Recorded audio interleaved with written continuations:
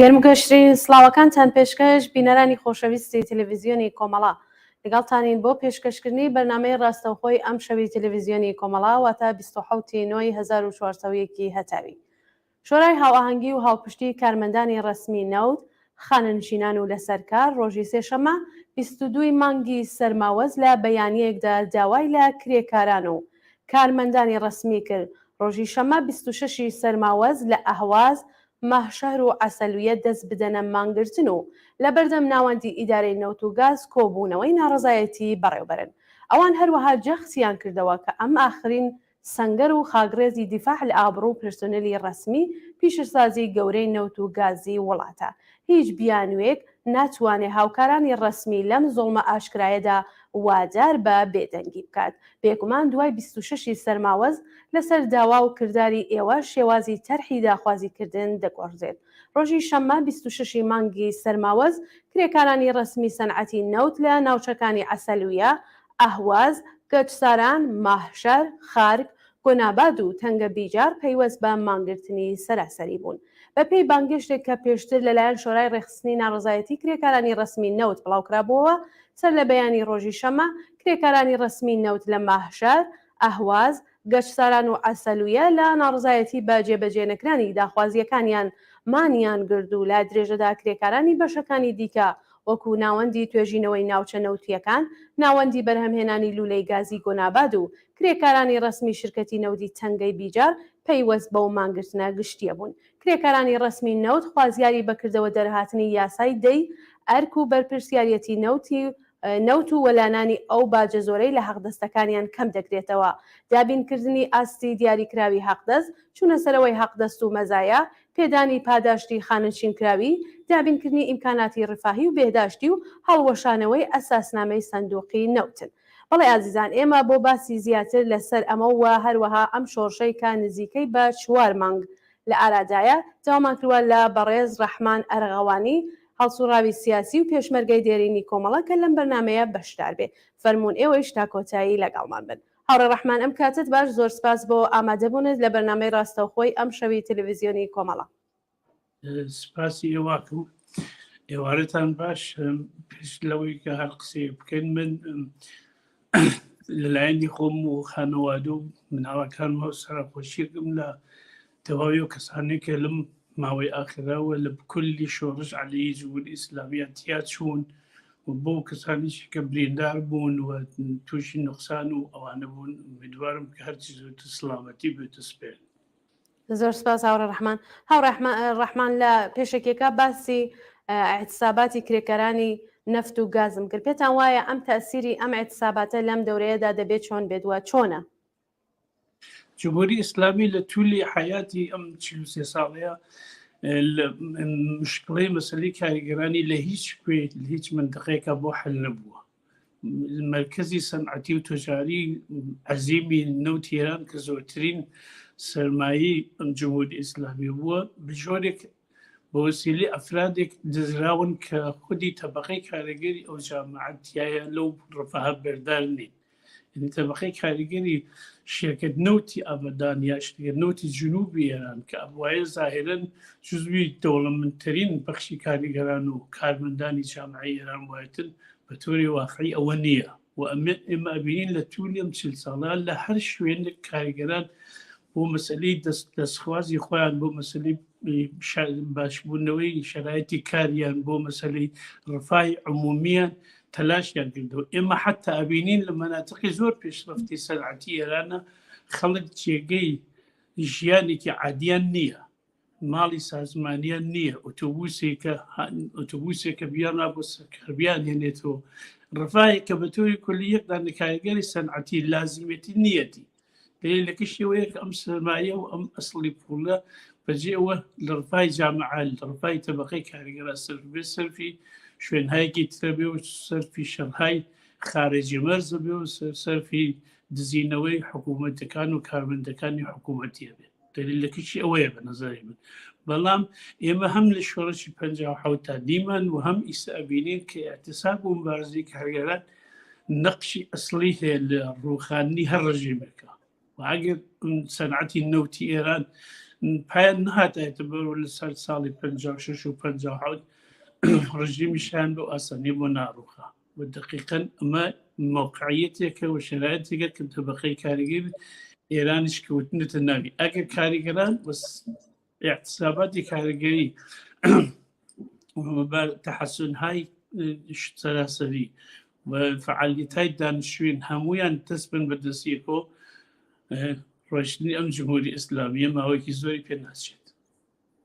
بەڵێ زۆر سپاس هاوڕە ڕەحمان. هاوڕە ڕەحمان خۆتان ئەزانن کە ئەم ناڕزایەتیانە چوەسە ناو چوارەمین مانگی خۆیەوە. ئەرزیابی ئێوە لە ئێستادا چییە لە ڕەوەندی ئەم ناڕزایەتیانە؟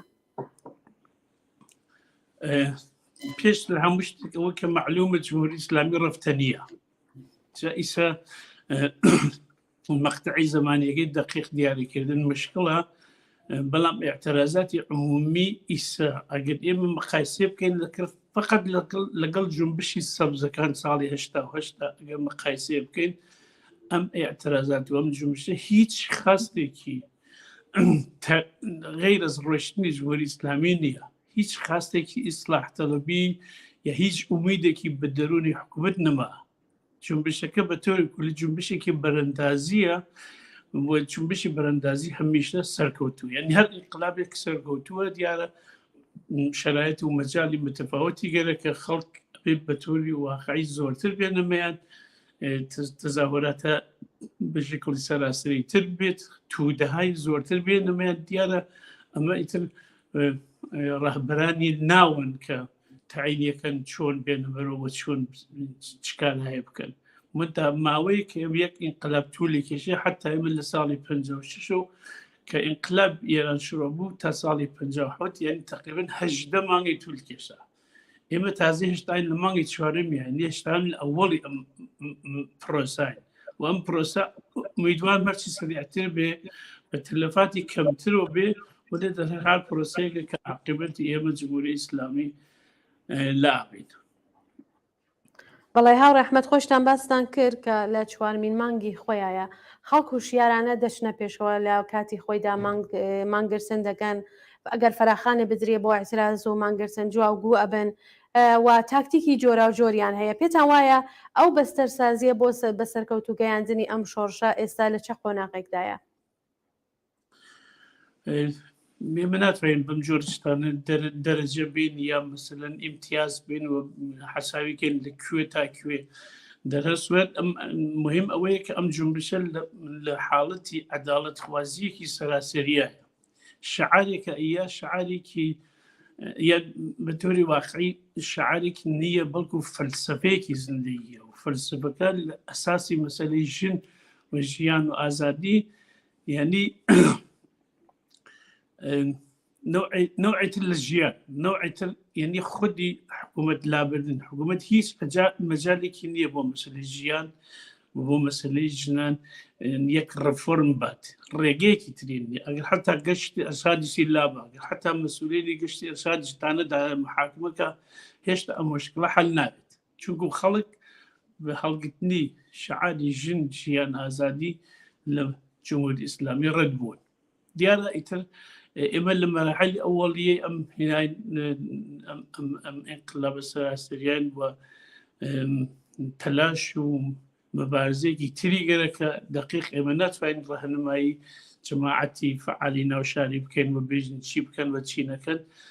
من تا تەجربەی ئێمە نیشانیدا کە ئێمەش وەختی ساڵی 56 لە ئێران شلوغ بوو، خەڵک لە قەراغی جادەکان هەوێسا بوون کە ئێمە تەزاوراتمان نەکرد، ئەوە ناهاتن ناو تەزاوراتەکە. دەرنەتیجە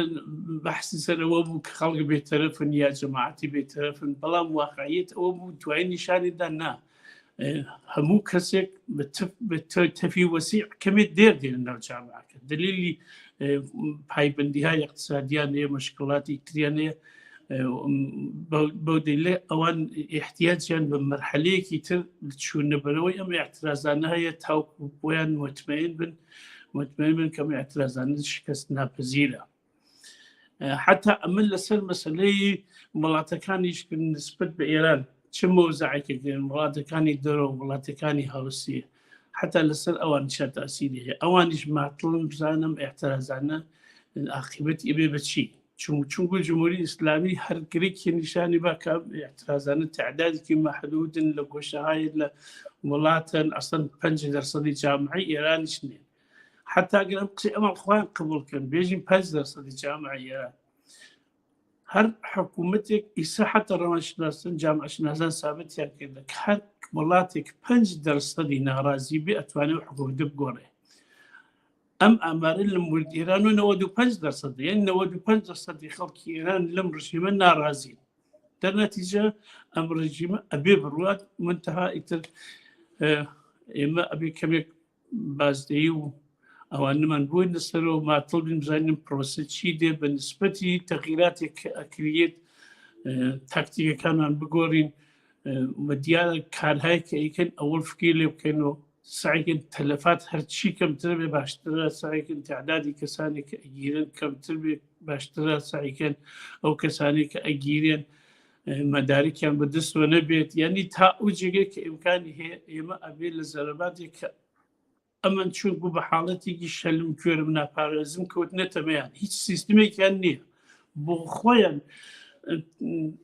ئەگەری ڕۆین تەناقز ناو ئەفرادی حکوومەتیە پێیان وەنا ئەوە تەناقز نییە ئەفرادی هەم ساڵح ئیسلاحترە بوو هەم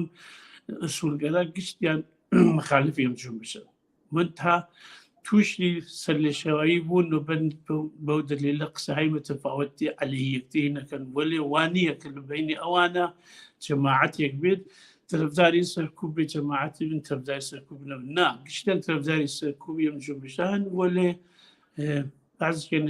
کەمە یەواشتر بیکەن بەعزیان کەمە تونتر بیکەن در هەر سوورەت مەوقعیتەکە ئیسا ئەوە لادەکە ئەوانیش تووشی ئەو سەر لە شێوەیە بوون و دەرنەتیجە بشەوێک لە سیستمی کارەکەیانە هەیە شەلم کوێرم ناپارێزیمیان کردە حتا کەسانی کە تەرەفداری خۆیان بوون ڕیشەهای ئەسڵیان بوون مەراکزی حکوومەتی خۆیان لەوێەوە دەستی پێکردن ماڵی خامنەی و ماڵی خاتەمی و ئەوانە تووشی مشکڵات من حتا ئەفرادێکە لە خودی خانەوادەی خامنەییان خەریکن بە عەلەیهی نەکەن لە شاری کە خاتەمی بە دنیا هاتە و ڕێزوەری قەبلیش بوو تەزاهورات دەستی پێکرد یعنی شتەکە سەرەوەیە کە هەموو قشرهایەک لە جامعەی ئێران و هەموو بەدنەی جامعەی ئێران بە تۆری کوردی و سەراسەری مخالفی ئەو ڕژیمەیە بەدەرنەچ ئێمە لە مەرزی 95% گوزەراین ئینقلابەکە ئێمە ئەتوانێت و ئەبێ زووتر سەرکەوێت تاکو ئینقلابای تریش کە ئیتفاق کەوتن لە جامعەی بەشەریە بەڵێ زۆر سپاس هاوڕێ ڕەحمان هاوڕێ ڕەحمان خۆتان دەزان کە لە ماوەی چەند ڕۆژی ڕابردوودا کۆماری ئیسلامی دەست نەپارێز حکمی محاربە و حتا ئێدامی دوو جوانی لە شارەکانی ئێران داوە و بەشێ لە شارەکانی کوردستانیش بۆ نمونە لە شاری شنۆ چەند نەفەر حکمی محاربە و ئێدامی بۆ بڕاوەسەوە مەبەستی ڕژیم لەم کارانە چییە ئایا گەرەکی چاوترسێنی خەڵکە یام ئەی هەوێت لە زەعیفبوونی خۆیایە کە دەستەدا بە دەستگیری و ئێستا کە لە خەبەرەکانە چاو لەکەی هەموو ڕۆژێ لە شارێک نییە کە هەواڵی ئەوە نەبێت کە لەکوێ کەسێک گیراوە لەکوێ کەسێ ئەشکەنجە دراوە ڕژیم بۆ ئەم کارانە دەکا ئایا بۆ مانەوەی خۆیە یام زەعیف بووە کە دەست بەوەم کارانە ئابات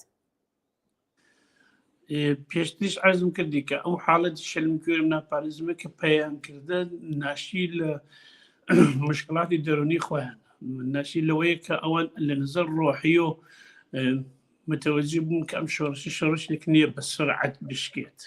حتا ئاغای سەلامیات سەرکە وتی برید خان هاتن بەرگردی خانایەتن چی بوو خەڵک نەچوونە خانایە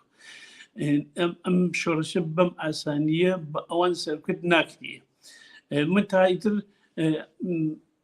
من حتا یەک خاطرش بگەرمەوە وەختێک کە حکوومەتی شار لە ئێرانە حکوومەتی نظامی ئیعلام کرد هەر ئەو ڕۆژێک کە حکوومەتی نظامی ئیعلام کرد و نیشان گەرێکی بۆ قودرەت نیشان بە لە جامعە 52 سەعات دوایەوە سخۆتی کرد یعنی ئەوەی کە ئیسامانیکەن بە تۆری کوردی لە قودرەتمەندیانە نییە لە مشکلاتێکە کە بۆ خۆیان هەیەە لە ئەوەی کە لە نیروەکانیان حەقیقەکن لە یەک پەرەوازا بن ئەو سیستمی ڕاهبەریە کە بوویان حتا گرێکیانە یەک تەنە سیستمی ئیطلاعاتی عەلەیهی مەجموعی سیستمهای ئیطلاعاتی خۆیان دروستکەن یعنی چی یعنی ئەوەی کە ئەوان حتا بۆ سیستمی ئیطلاعاتی کە 43 ساڵە لەسەری کارەکەن اعتباريان نما خودی خامنەی تا ئەو جێگەی کە ئەمە ئیبیسین بەعز شەوێک حتا 2 جار لە ماڵەکەی خۆیان نابێت لە شوێنەکەی خۆیان نابێت بم لەم شوێنە ئبن بۆ ئەو شوێن بۆی ئەترسن لە ئۆپۆزیسیۆن کە ئیمکانی ئۆپۆزیسیۆن حدا دەستی بەوانیش بکە ئیطلاعات لە دەرونی شورای ئینقلاب ئیطلاعات لە دەرونی سازمانەکانی سیاسیان نەو جامعە بڵاوە بێتەوە هێکرهای کە توانایی ئلکترۆنیکیان هەیە بەعزی لە شتەکانیان خوێندنێتەوە یعنی بە تێوری کولی هیچ ئەرسەیەک نەما کە ئەوەنتیایان متبەین بن در نەتیجە دەستان بە ئیعدامکردن وەلێ ئەوە وەڵە لە ناتوانیان هەیە دووە منش بە ئاسانی تەواو ناگەبوویان هەر کەسێک لە جامعەی ئێرانە ئیعدامەکردین 10 نەفەر 15 نەفەر 16 نەفەر 20 نەفەری تر دێنە واردی ئەم کارزاری مقاومەتە بن دەرنەتیجە ئەوان بۆ خۆیان بم وەسیلە کارزاری مقاومەت و جنبش تەقویە دەکەن بەجێوە تەزعیفی کرد ممکنن لە کوتاه مودەت وابێ ممکن ئێمە ناڕەحەت بین و نێگەران بین کە کەسێکمان تیا چووە کە ئاشنایەکمان تیا چووە بەڵام ئەمانەت سەدەمات و تەلەفاتێکە کە هەر ئینقلابی هەیەتی بەڵێ زۆر سپاس هاوڕێ ڕەحمان ئێمە زۆر جار لە بەرنامەی ڕاستەوخۆی بەشی کوردی و چە بەشی فارسی باسمان لە تایبەتمەندی ئەم ئاخێزە شۆڕش گێڕانەیە کە لە ماوەی ئەم نزیکەی 4 مانگەدا دەستی پێکردووە باسمان کردو و میوانانی بەڕێزمان ڕاو نەزەراتی خۆیان باس کردووە بەڕای ئێوە تایبەتمەندی ئەم ئاخێزە چی بووە لەم ماوەدا مهمترین فاکتۆری ئەم شۆڕشی ئەم 4 مانگی ئاخرە ئەوەیە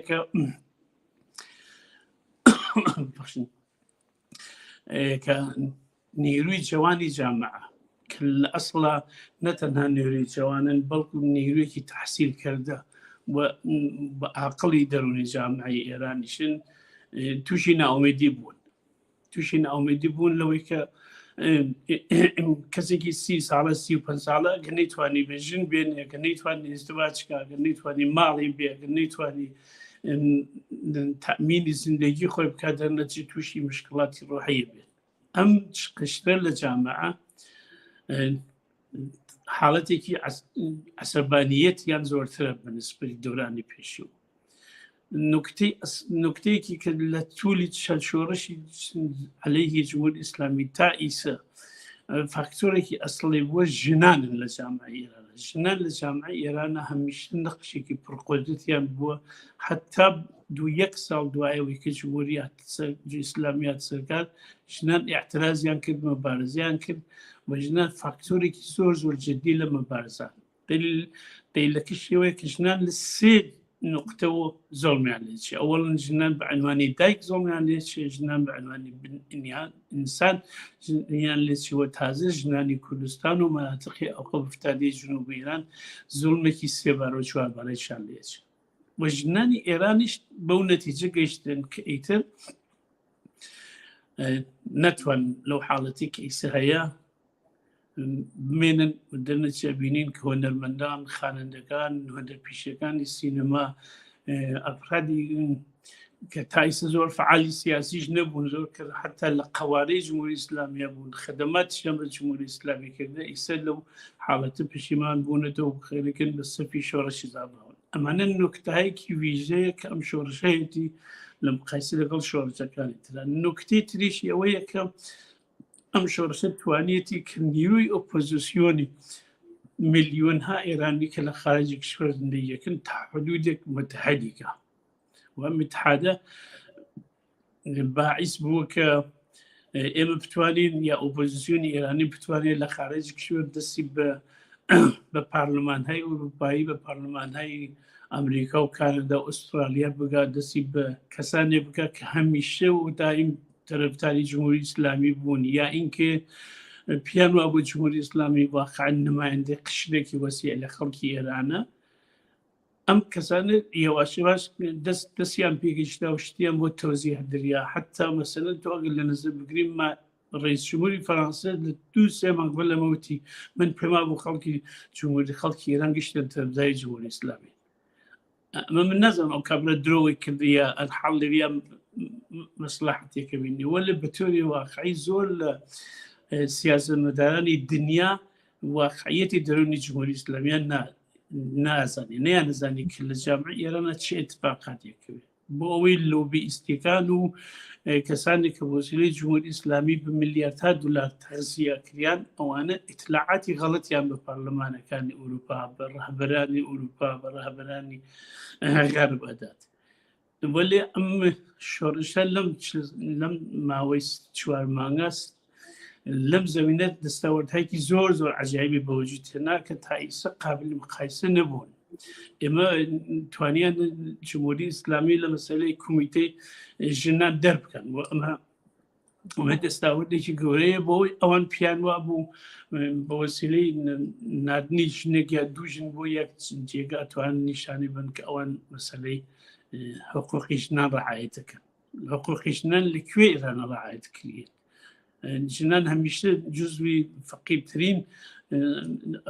شاری جامعە بوون حتا ئیجازە نەبوو بە تەنیا خوان سەفەرکردن بە وڵاتی دەوروبەری ئێرانیش حتا ئیجازیان نەبوو مناڵێکی خۆیان نۆمانکتەوە لە سکیانە پەروەردیار لە دوای ئەو کێس زواجەکان ناموەفەق بوو مناڵەکەیان لای خۆیان ڕابردن بەڵام ئەمانە توانی ئۆپۆزیسیۆنی دەرەوە توانیتی ئەمانەیە واشیواش بم پارلمانانە نیشان بە خەڵکە نیشان بە دووەمین موفقیتی ئەوەیە کە لەسەر مەسەلەی حقوقی بەشەر کۆمیتەی حەقیقەتیاب دروست بوو کە کۆمیتەی حەقیقەتیاب ئەتوانێت بە توی واقعی تەواوی ئەم جەنایەتانەی کە لەم 4 مانگە کریاوە لە مەراحلی بەعدی تریشە خدای نەکردە پێشتر ئەتوانێت سەبتی کاوە ئەو کەسانەی کە مەجری و بانی ئەم جۆرە جەنایەتانن لە دوا ڕۆژی سەرکەوتنی ئەم شۆڕشە محاکمە بکرێن و دادگای بکرێن ئەمانە فاکتۆرهایەکی مهمن لە دەرۆ ئێمە لە دەرۆ ئۆپۆزیسیۆن توانێتی حتا بە سەرمایه‌های ماڵی بە ئیمکاناتی بە کۆمەک بە ئیمکاناتێکیش بکات کە بتوانێت سبحە ئەگەر سندوقایەکی احتساب سندوقای کاریگەری بوو بتوان لەزر ماڵی و حتا کۆمەکیان بکرێ ئەم ئۆرگانیزاتن دروست بوون ئەمانە گشتی حاصڵی ئەم 4 مانگن پێشووتر نەبوون پێشووتر هیچ کام لەم ئیقدامانە حتا فکریشی لێ ناکراوە بەڵام ئیسا بینین کە سەرفی ئەم 4 مانگە هەم ئەفرادی ئۆپۆزیسیۆنی ئێرانی لە دەرونی خۆیانە حتا ئەوانەی وە سیاسیش نەبوون هەم ئەوانەی کە دیارە سیاسی بوون تەقوێتی زۆرتریان کریا و توانیانە نەقشە زۆرتر بنوێنن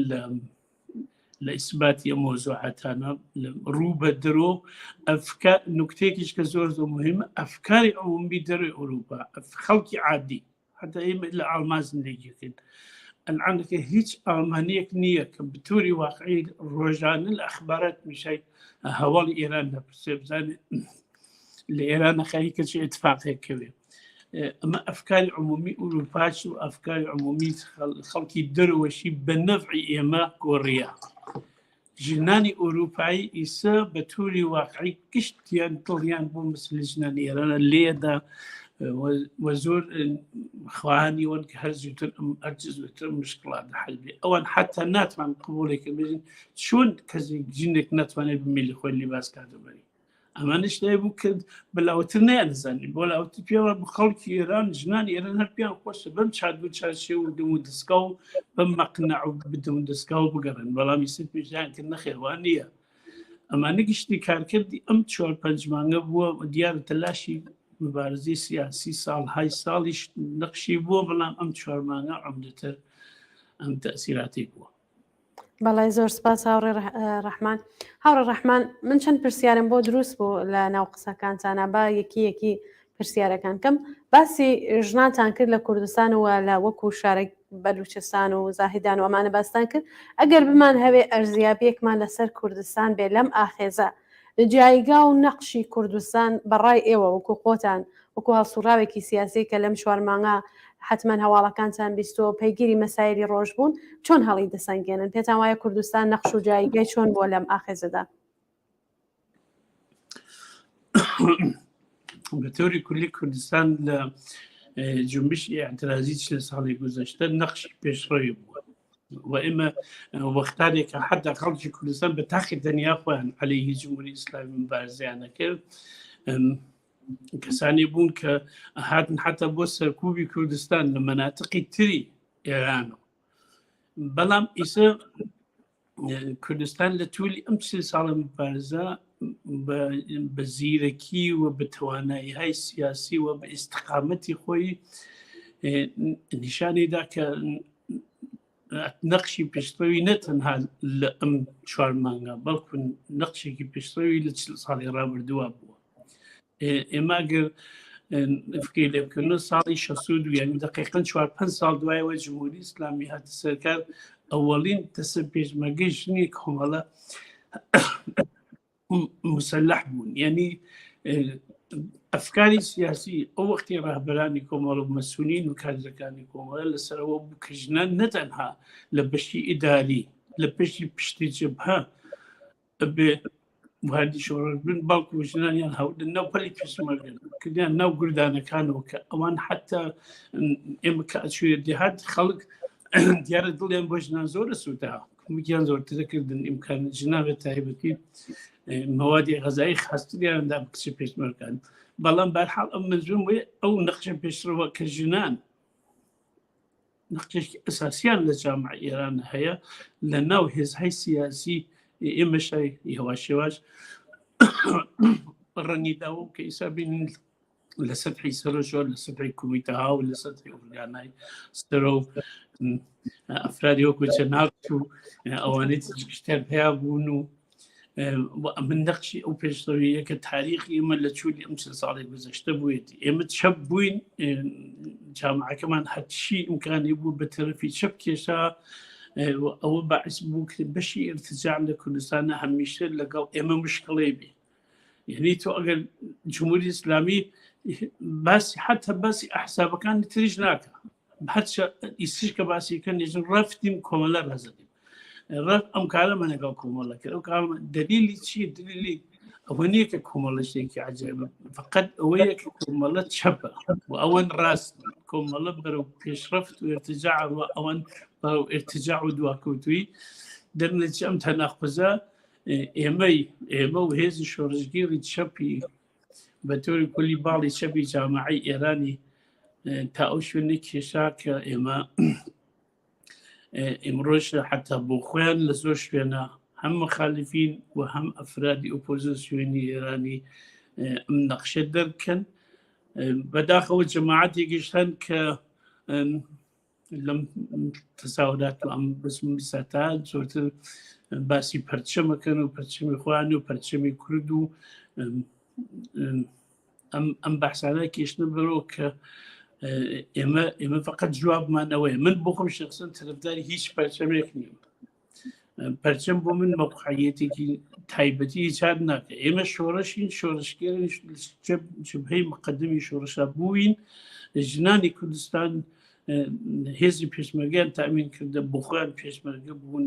لە کارهای ئیداری، لە کارهای مەبارزاتی مەدەنیە پێشترۆ بوون. جامعەی معلمینی کوردستان بەشی زۆری ژنانی فعالی کوردن، ژنانی فعالی کوردن کە بۆ مەسەلەی ئامۆزی زبانی مادەری هاتنە ئیسا حتا ئەکەونە زیندانیش، یعنی بۆ حقوق ئیجتماعی خۆیان هینەکەن. بە دەرنەتیجە یەواش یەواش ئەم مەسەلەک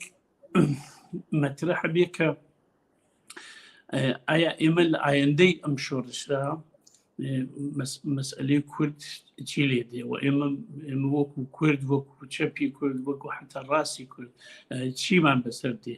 ئەگەر جمهوری ئیسلامی بڕوە چ ئالتەرناتیڤێک هەیە کە ئەمەشەیە بەحسێکە کە ئیسا ئەبێ لەناو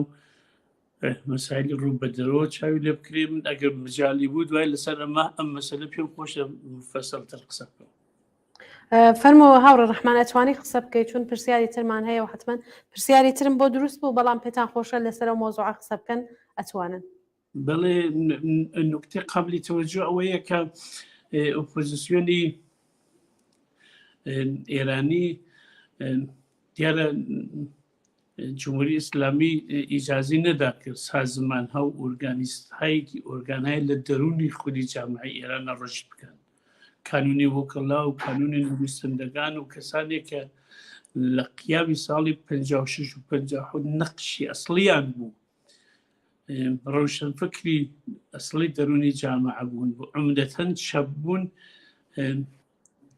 أم أورجانيزا أم سازمانان أم أورجانانا لدوران الجمهورية الإسلامية نبو در نتيجة كساني كيس بيا بنو كساني كيس دينا درو أوانا كم خريك الموقع دو جايجان بيا كان بلام أحزابي قديميتي أوبوزيسيوني إيراني الجملة سلطل طلب كان أوانهن ك بنظري من أوان بوخوان سعيه كان همو مش بناو خوان لحالك واقعية أولية واقعية أولية من كان يدروني إيران أرزوها متفاوت يعني إما أرزو من أولية جمهورية إسلامي بروا بلكو أرزو من هوية دواي جمهورية إسلامي إما بعنواني كرد يا بعنواني بلوچ يا بعنواني اللور حقوقي الشهروندي مساوي مع البقية خلقي جامعة إمن شهرونداني درجة دوي جامعني بلك شهرونداني درجة يكي جامعة وأجي قرار بي أم جمهورية الإسلام بروا أبي قانون أساسي كإيس خد كن جماعتي كش أي نوسن وبداخل جماعتي كل زور كم تيايا واللي كل كان بفعالية كان بتشنو أم قانون جزائرية قانوني أساسي أبي بوجود به كهر إيسابي خلقي حقوق كان خليق بنو آمادي كان كتيايا لو قانون أساسية حقوق شهروندي خلقي تكتكي خلقي شهرية كردواريش يا بلوتش يا فارسيش تيا برسمي بالناس الزمان هاي متفاوت برسمي بالناس يما حق ما بي بزماني دايكي خمان تدريس كين بزمان دايكي خمان تحصيل كين بزواني الإدارات من ناوي بزواني دايكي خمان بي ديار إما أقل لقل خلق إيران زندگي بكين كمان بقوم بيهم واي باشتري بو إما لقل خلق إيران زندگي بكين برعكسي تبليغاتي كجمهورية إسلامية كأمانة تهزية طلب نوانا إمانتنا تزي طلبنين بلقو إيران أو بشيك إيمتيان أو شوار فاز أستاني كإيمتيان براتي خومان يساني إيمان ليك أستاني كل بناو أستاني كردستاني متمركزنين أو يجي أغا برشمي أستاني خودتو بيار برشمي أستاني من كامية من برشمي أذربيجان لغربي شال بقرب كردن برشمي أستاني كرماشاني شال بقرب كردن در نتیجه من پرچمی که مشخص با معنی نیه باید قانون اساسی امداج بکریه که ایما بالنسبة أكثرية جامعة بالنسبة لجامعة هر درس ديكين هو درس إجازة من بين لكاري إداري لكاري حقوقي لمراكزي برلمانية النقش بين إنك من منبوي إما مثلا فاسكن لدولة سويسرا حدود 50-60 على أمشت تجربة كذي غلطي سي ولات سي ناسيونالي توا يكي كان فرنسي وإيطالي وألماني بيكوز نديجي كان يقدر ولاتيان هي زواني مشتركيان هي بلامتو أجتويت منطقة إيطاليا يكا بوي بكارمن بزماني إيطاليا بزاني بيزا زماني رسمي كان إما يعني دقيق أبي أمشي رايته أجر قانون جزاران خليك منو قانون درس كان أبي أمشي تانشتيك أول نظر بقرن بو أوي خطري أوي كسبحة دواي الجمهورية الإسلامية خلقي ناسيون هاي متفاوت نكون يانيك توشي مشكلات نون أما حلقين إما ديما زور تولانين حدودي 10 سال 20 سال بينما إما ديما كان يوغوسلافي وقت الجنرال كان رويشتن وحكومة آزاد بو خلقي زربيا وماسدونيا وكراسيا كوتني جانيك وحزاران هساكسيان ليكترين كشت فقط بخاطري مسألة ملي وقت خويلنا وجامعة كان حلنا بو إمنا ما السبحة شروي الجمهورية الإسلامية شروي إما توشي أم مشكلات بين النتيجة حل اللي سووا رهبراني كرد ورهبري سازمان هاي سياسي كرد وأنا نابل مقابلي أم موزوعاك كتابين بأمانة توزيع بدري الرشد بكرية كإما من البته أوجوريك لنا أوبوزيسيون إيرانية مثلا فاسكين تاي سقسيان كده هيش كامي كان أم نكتة ردنا كانوا ئەگەر مەسەلەن فەرزکەین ئێمە ئەغای پارلەوی لە نەزەر بگرین یا مەسەلەن هەر کامی لەو ڕەهبەرانەی تریان ئەم مەسەلە ڕەت ناکەنەوە نوعێ لە حکوومەتی سەڵتەنەتی بۆ ئایندە ئێران لە نەزەر ناگرن وەلی دە هەر سوورەت ئایندە ئێران ئەبێ حتمەن جمهوری بێت ناتوانێت غیر از جمهوریت هیچ شتێکی تر ناتوانێت جواب مشکلاتی دەورەی ئایندەی جامعی ئێران باتەوە بە دیارە لەم جمهوریەتە شابی قوانینی شەهروەندان مساوی بکەن. بەڵای هاوڕە ڕەحمان خۆتان باسی ئەوەتان کرد کە ئەیانەوێت لە جەرەوە ئالترناتیڤێک بێ پێتاوانی حتا لەو شوعارانەی کە لە ناڕزایەتیەکانی ئەم سێ مانگەدا دراوە باس لەوە کایژێ نەشامی خایم نەڕاهبەر مەرگ بەر ستەمگەر ئەمە هەمووی کولیەتی هەتا خۆتی کوڕیشا و ئەوانەی کەن لە جەرەوە ئەیان هەوێت ئەم ناڕزایەتیانە بگرنە دەروە ئەیان هەوێت لە داهاتوو تاکە کۆماری ئیسلامی دەڕۆخێ خۆیان جێگوزینکەن پێتاوانی خەڵک لەوە ئاگاترن کە خۆیان ئالترناتیڤی داهاتوویان ئینتخاب بکەن. خەڵک بە تۆری کولی لەم مەرحەلە گوزەریان خەڵکی بنزای من ئەوەی کە ئیسە شۆڕشەکە وەیس ئەو دەرسەدەی کە ئیسە فعالی ئەم شۆڕشەیە و لە عەرزەی شۆڕشەیە ئەو مشکڵەی نییە بەڵام ئەمە مشکڵێکی عمومی جامعەکەیە و تا ئیسە حەل نەبووە دیارە ئەم تەلاشانێک کە لە دەرو ئەکرێت یا ئۆپۆزیسیۆن ئەیکەن تەلاشایەکە کە تا ئیسە هەمیشە جنبەکانی مثبەتی زۆر بووە وتم کە ئەمە بەچی دەستاوەرتایەک لە دنیای بینالمللیە گەیشتین و ئیسا حکوومەتەکان ئێمە بە عنوانی جنبشی بەڕسمیەتە ناسن حتا بە عنوانی جنبشێکی بەرەندازی هەرچەند ئەوانش لەویا یەکتەن تەزەلزولیان هەیە ئەویش ئەوەیە کە هێشتا یەک ئۆپۆزیسیۆن ساختکراو لە ئێران نییە کە بێژە من ساحەیەم شۆڕشە ئەوە بەتوری کولی معزلێکە کە وڵاتای ئەوروپای و ئەمریکا و وڵاتەکانی تری غەربیش تایە تەزەلزولەکەن کە ئایا ئێمە لەگەڵ کێ تەرەف بین لەگەڵ کێ دەرەسوت ئەمە یەکێک لە وەزایفە کە ئیسە لە دەرو ئەبێ ئۆپۆزیسیۆنی ئێرانی خارجی کشور بە کۆمەکی ئۆپۆزیسیۆنی دەرونی بە هەر ئەندازێکە لەگەڵ ئۆپۆزیسیۆنی دەرونیە تەماسێ و ئەوانە بۆ ئەمانە ڕێگە حەل و چار دووجەست ئەگەر ئێمە بێژین دوای ڕۆژنی جمهوری ئیسلامی ماوەیەکی یەک ساڵە یا دوو ساڵە دانێن بۆ قانونگوزاری بۆەوەی ئەحزاب بێن هەرکەس بەرنامەی خۆی دفاع بکات لە بەرنامەی خۆی ئازادیەک بێ دموکراسیەک بێت لە جامعەکە کە هەر کەسێ لەسەر ئیدە و ئارەزوەکانی خۆی تەوزیح بە و خەڵکی بۆ کۆکاتەوە ئەگەر ئەمە مەجال ئیدعالی ئێمەیە ئەو وەختە ئێمە بەشی چپی ئەم جامعە لەزان فڵانوانە قدرتمان زۆر زۆرترێت حتا لەوەی کە ئیسش هەیە بەڵام ئەمانە ئەو جۆرێکە شاید ئێمە فکرەکەنەوە یا ئێمە ئارەزووکن شاید نەچێتە بەرەوە شاید نیروهای دەرونی جمهوری ئیسلامی تووشی ئیسمەحلالاتێک بن و ئالتەرناتیڤهای خۆیان لە دەرونی خۆیان ئێرایی بن چەندان بێکەراواتی بێنە سەرکار وە دەرەسوێت ئێمە ئەبێت لە مقابڵی ئەم ئالتەرناتیڤە تەفاوتانە وشیار بین نەئینکە من ئەمە وەکو فاکتۆرێک زۆر گەورە ناکەم کە ئێمە هیچێک نەکەین تا ئەم مەسایلانە حەل نەبێت ناوە ناوەلی بەهەرحاڵ ئێمە بێت لە زمنی ئەوەی کە ئەم شۆڕشە بەرەوە لە زمنی ئەوەی کە ئەم عەداڵەتخوازیە لەسەر تاسەری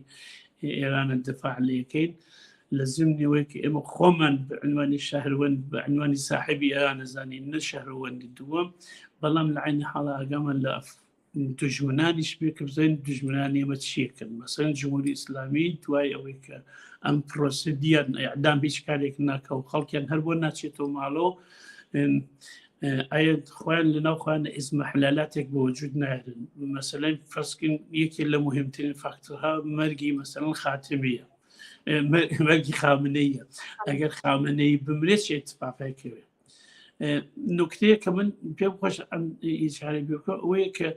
دوژمن شناسی زۆر زۆر مهمە ئێمە ئەبێ دوژمن بناسن دوژمنی ئێمە جمهوری ئیسلامیە بە هیچ دەرەجەیەک لە عەقەبگرێت ڕازی ناوێت ئەوان چونکو ئەزانن ئەگەر فەرزکەن بژنانی ئێران بێژن کاکە بێ چارشێوە بگەڕێن بێ ڕوودە بين روسري بقرن توي فلسفي بنيادي خوان تيكتش دنت اوان نتون يعني هي شغلي كان نيك بمقاومه ما قالين كي اسم حلالاتك للدروني اخوانا بيرسباي باستا نقولوا هاي تريان بتوالي مثلا تغيير تحولات قبول كان بلي نا وت ما بس مو بوتم ما قرويك لنا خويا او قريك بلي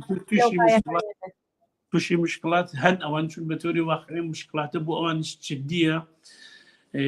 اوان صحيح مليارات دولار لدرو الجزيره هاي وسيع وانيان سندك لو تخوان هالبن ديار بو اوانش بو الترناتيف كان يكي الالترناتيف كان هو كمناله كان يعني بدا بنين بودرو دواي بوسيله او كمناله كالمان للدرويه خوش يعني بين بلا الترناتيف اوبوزيسيون خارج تقريبا خلصاي كده يعني اما دواجا اوان حتى بين درشو بوسيلي اوروبول سازمان هاي بوليسي بينو مللي وانا تقريبا كان او مجاله نادن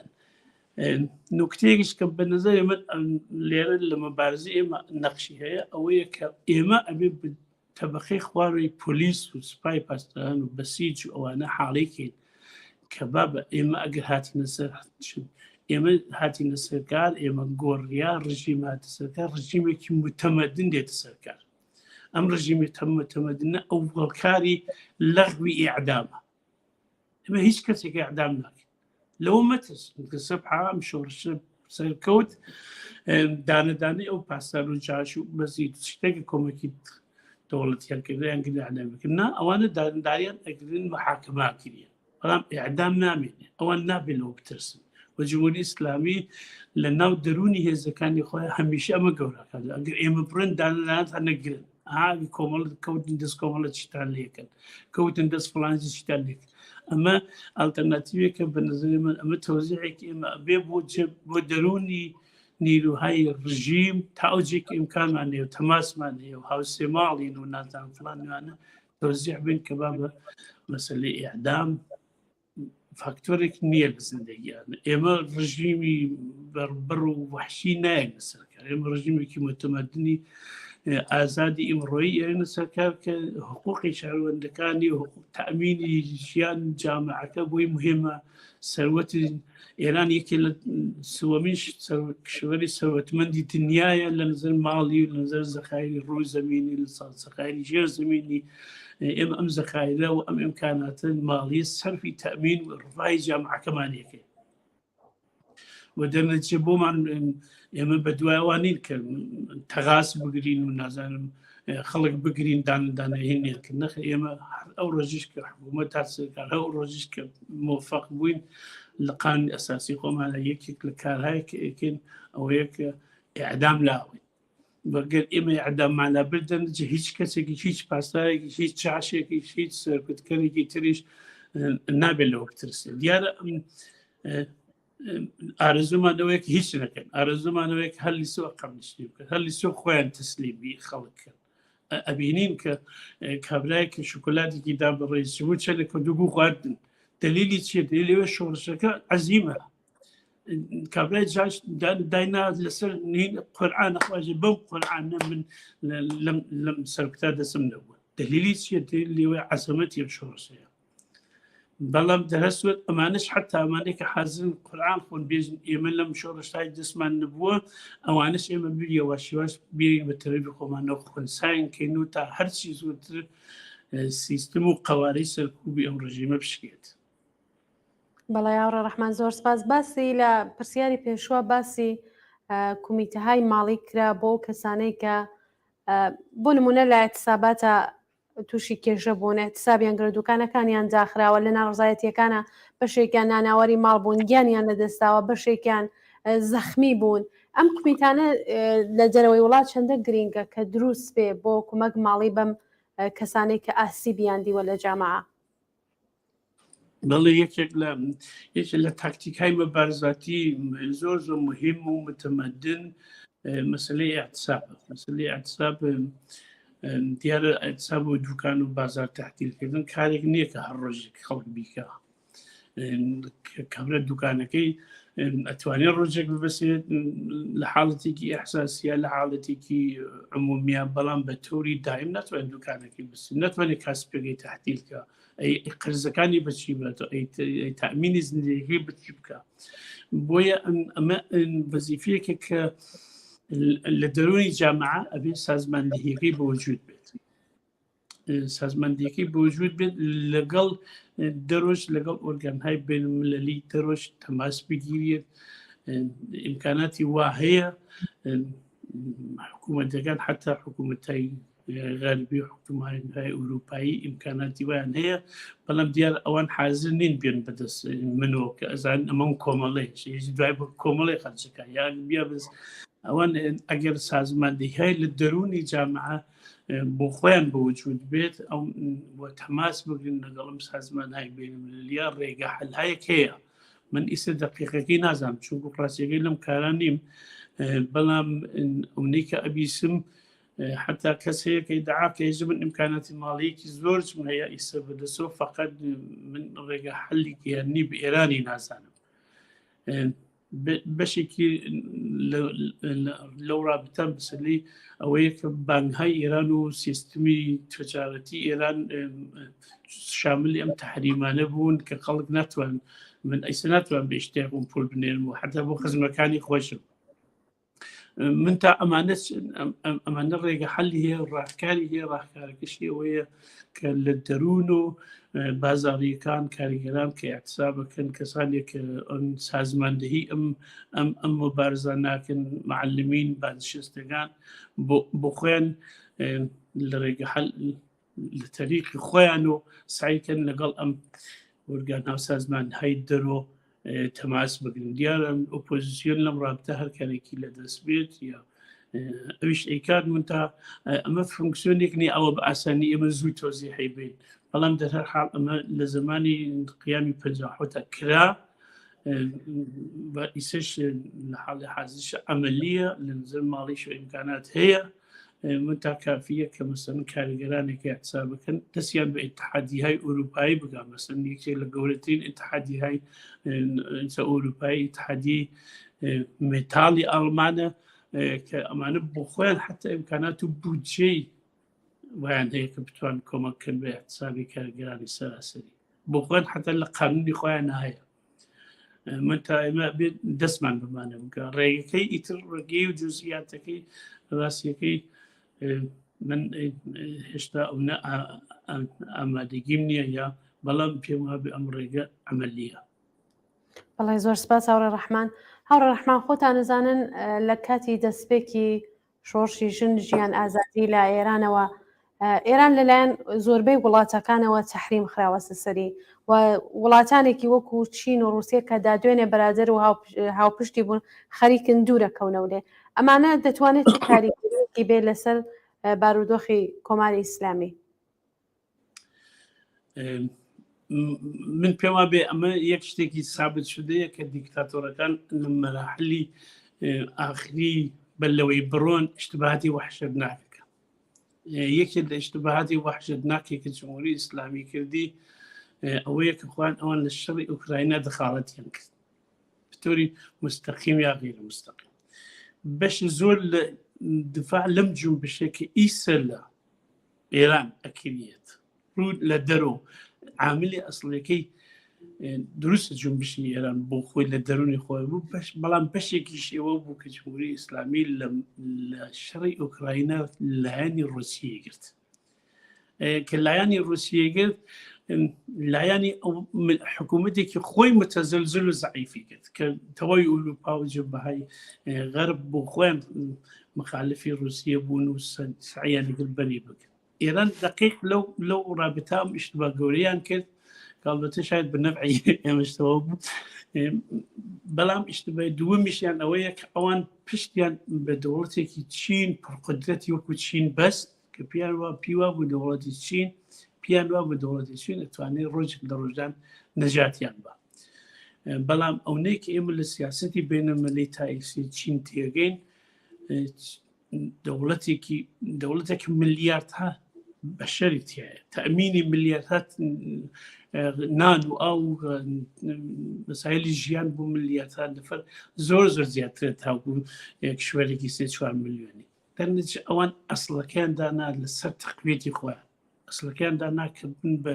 لە نەزەر اقتصادی و بن بە دەرەجەی یەک مقامی ئەوەڵ و موقعیەتی ئەوەڵ پیا بکەن و ئەمریکا لەم موقعیەتە بێنە دواوە بۆ ئەوان مهم نییە جمهوری ئیسلامی چیەکە دیار ئەوە لە جمهوری ئیسلامیش ئیسپادەکەن و تا هەوجیش کە بۆیان بکرێ ئەیدۆشن بەڵام جمهوری ئیسلامی لەسەر ئەمە قۆمارێکی وحشەتناکی کرد کە ئیسا بینین لە مەسەلەی عەرەبستانە چی لە هات ئەوان بەجێوە قەراردادەکانیان لەگەڵ ئێران ببەسن لەگەڵ عەرەبستان کردیان بۆ ئەوەی دیگەن ئێران حکوومەتێکی متەزەلزلە ئەوە ناتوان لەسەر ئەم ڕژیمە بە عنوان ڕژیمی سابتی ئێرانی ئەسەن حەساب بکەن دەرنەتیجە معادڵاتیی خوان لێرەوە برد بۆ لای عەرەبستان لەولاوە ڕێگەی جادی ئەبریشیمێش کە قەراروا بوو لە تەریخی ئێرانەوە بێت و بەشێکی حەداقل بەشێکی زۆر کەمی لە خاکی ئێران بگوزارێ ئەوەش یان یواش یواش خەریکن تحویلی دەوڵەتی تورکیە یعنی ئێران لەم ماجرا یعنی قۆمارێکی وحشەتناکی کرد کە ئەڵبەتەوە خۆشبەختانە بە نەفعی جنبشی انقلابی ئێران دەردێت رووسیا هەرچی زۆرتر زەعیف بووە ئەوان تازە ناتوان بە قدرتێکی وەکو رووسیا حەساوکەن ئەبینن حتا لە مەسەلەی شەڕی سووریە دەستکەوتی وهایان بەدەست نهێنا غێر ئەوەی کە تعدادی زۆر ئەفسەر و کارمەند و کارشناسیان بە وەسیلەی نیروهایی تیاچوون سەرمایە و سەرمایەکی زۆریان مەصرف کردەوە حتا لەوێش بە هیچ شتێک نەگەیشتن ینی ئەمان بۆ خۆیان دروستە دەوڵەتێکی زۆر چکولانە بە نسبەتی جەمعیەتی جامعە 8 ملیۆن لەگەڵ مقابڵی 8 ملیۆنە زۆر نییە من تا ئەمان پیان وە بۆ ئیمپراتۆرن و چونکو بۆ خۆیان خوان بە ئیمپراتۆردانا دەخاڵەتیان لە هەموو جێگات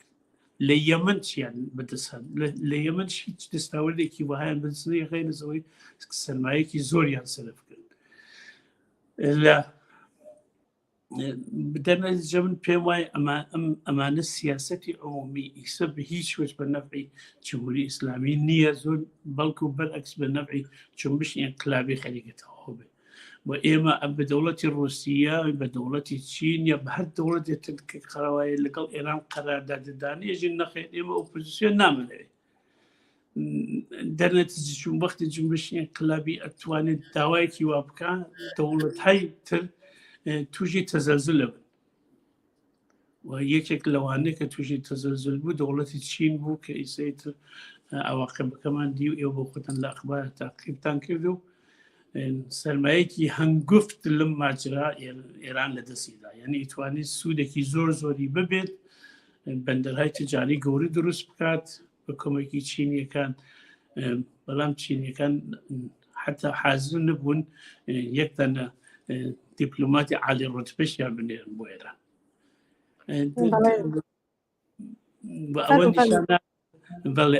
ئەوە نیشانە کە ئەوان کە جنبشی انقلابی نەخشی هەیە تا 10 ساڵ بەلەمە هەیە ئەیان کرد هیچ تەڕیدێکیان نەبوو بەڵام ئیسر ئەو جنبشی انقلابی باعث بوو کە دەوڵەتهای دەوروبەریش تووشی تەردید بن حتا دەوڵەتی تورکیە کە تا ئیسە زۆرتر وەکو برادری ئەوان مابووی سەر خەریکی کاناڵی فارسی دادەوە تەبلیغ عەلەیهی ئەوان یعنی ئەو هژمونیە کە ئەمان زمانێک ئەیان توانی بێ بۆ بەتەوری واقعی بووشیان لە بەعزی مەقاتەیەکە بەتەوری کولی ئەم هژمونیان لە دەستدا بەڵێ زۆر سپاس هاوڕێ ڕەحمان بۆ ئامادەبوونن من پرسیارێکم نەماوە سپاس دەکەم کە بەشدار بووی لە بەرنامەی ڕاستەوخۆی ئەم شەوەی تەلەڤیزیۆنی کۆمەڵە منیش زۆر سپاسی واکەم بۆی ئەو مەجالەتاندا بەدەست من و کە من حەداقل لەم تەریقۆ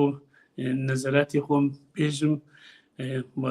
زۆر سپاسی ئێوە هاوڕێیانی تریشەکەم مەمنونم کە ئەو زەحمەتتان کێشا و جارێکی تر لە هەموو ئەو خەڵکەی کە کەسیان لە دەستا بە هەموو خانەوادەهای داغدار تەسلیە دێژم ئومیدوارم کە ئێمە هەرچی زووتر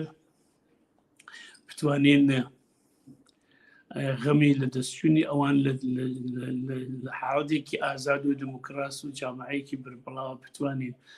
قەدری لازم لەو شەهیدانەدا بنێن. هەرچێ من پێم وابێ یەکی وەکو مەسەلەن مەحسا کە ژینای خۆمان بێت تا ئیسا دەبەرابەری ئەو شتێوە ئەتوانی بەدەستی هێنا دەستی هێنا بوو بە قارەمانی جیهان و بە قارەمانی سمبلی مقاومەتێک، بەڵام دەهرسوێت ئەو کەسانی تریش وا بێناو و بێنیشان تیاچوون یا بۆ شکڵە ناویان دەرنەچووە، ئەوانی چه وەختی خۆی ئێمە قەدری لازمیان لێ بگرین و ئومیدوارم زەخمارەکان و ئەوانەی کرد تەلەفاتی جسمی ئەوانیان دیار چی زووتر خاس و بن و بچین سەر کاروباری زندگی خۆیان و ئێمە 100% موافقین، هیچ تەردیدێکم نییە بە ئومیدی ئازادی ژیان ئازادی. زۆر سپاس دەکەم. جارێکی تر سپاس بۆ هاوڕێ ڕەحمانی ئەرغەوانی پێشمەرگەی دێرینی کۆمەڵە و فعالی سیاسی کە لە وڵاتی ئەڵمان لە ڕێگای بەرنامەکەمانەوە بەشدار بوو. سپاس بۆ ئامادەبوونی. بەڵێ بینەرانی خۆشەویستی تەلەڤیزیۆنی کۆمەڵا، بەم جۆرە هاتینە کۆتایی بەرنامەی ڕاستەوخۆی ئەم شەوەی تەلەڤیزیۆنی کۆمەڵا. هەتا بەرنامێکی تر و شەوێکی دیکە مەڵاوە.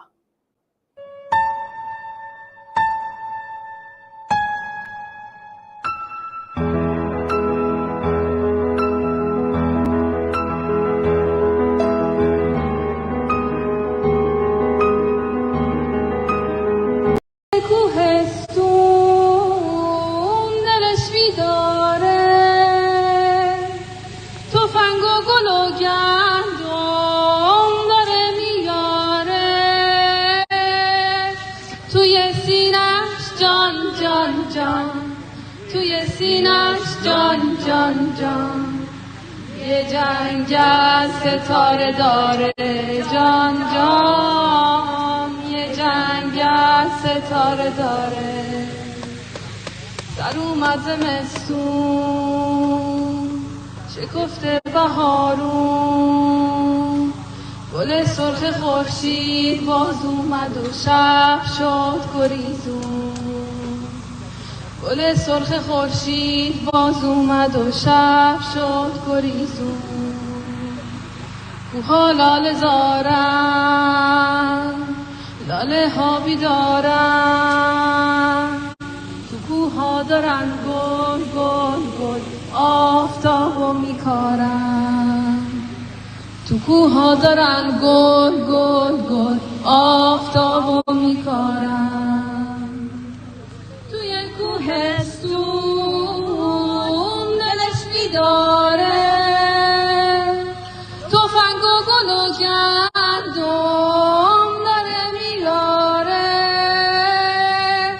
توی سینه‌ش جان جان جان، یه جنگ از ستاره داره جان جان، یه جنگ از ستاره داره.